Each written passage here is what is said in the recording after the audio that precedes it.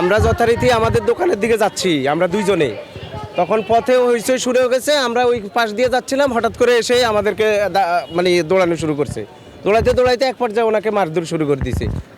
কি বলে কিছু না, হুদাই, কোনো অভিযোগ নাই, হুদাই বুয়া বুয়া বলে হুদাই, মানে কোনো মারছে কে আমি তো বলতে পারি না, এখানে কে আছে আমি তো বলতে পারি না। আমরা তো দোকানে যাইতেছি, আমাদের দুইজনে একসাথে যাচ্ছি, আমারও বাংলা বাজার দোকান আছে, ওরও বাংলা বাজার দোকান আছে, দুইজনে যাচ্ছি। ওই হইচই শুনি একটু ফাঁস দিয়ে যাইতেছিলাম, ওরা হুদেই মানে দাবানি শুরু করে দিছে।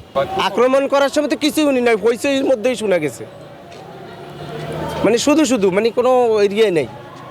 আপনি বুঝতেছেন, আমরা দোকানে যাবো, এই যে আমাদের কার্ড আছে, যে দোকানের কার্ড আছে দেখেন, বাংলা বাজার আমাদের দোকানে যে।